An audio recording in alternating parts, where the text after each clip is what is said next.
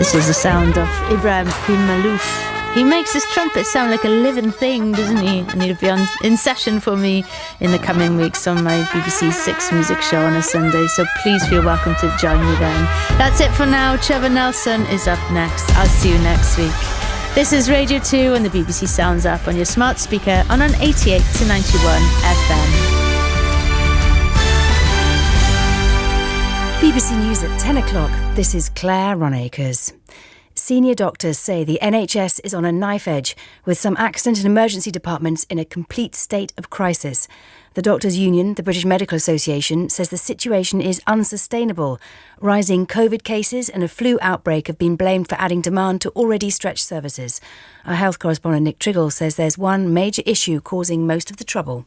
The root cause of the problems is a lack of staff. Around 1 in 10 posts are currently vacant in the NHS, but obviously it takes 3 years to train a nurse, 5 years at least to train doctors. So filling those gaps is something in the short term, no matter how much money is thrown at it, is going to be very difficult.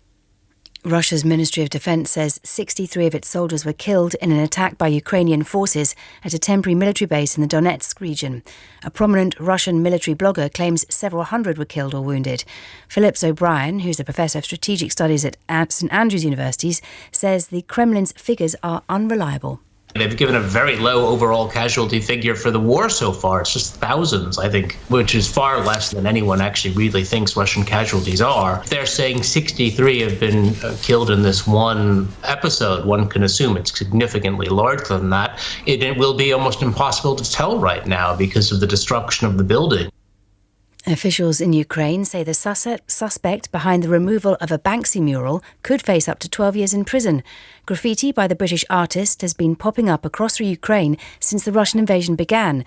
An artwork depicting a woman in a gas mask and a dressing gown holding a fire extinguisher was taken off a wall in the town of Hostomel in early December. 2 British nationals are among 4 people who died when 2 helicopters collided in mid-air near SeaWorld on the Gold Coast in Australia.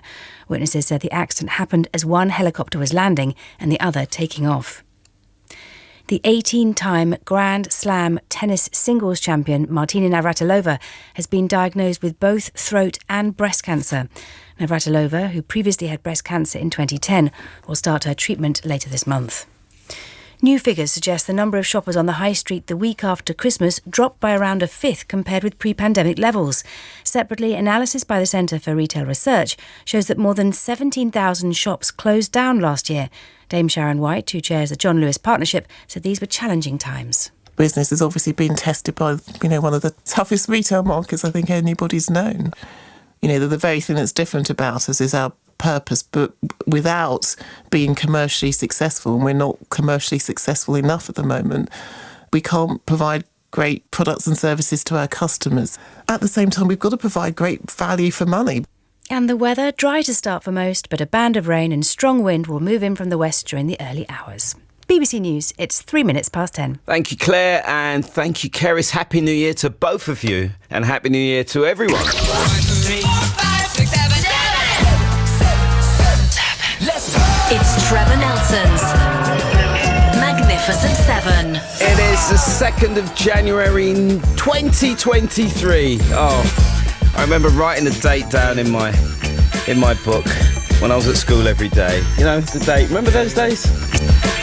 Nothing's changed on the Rhythm Nation. We've got the Magnificent 7 lined up for you. The Magnificent 7 on BBC Radio 2. 7 strong.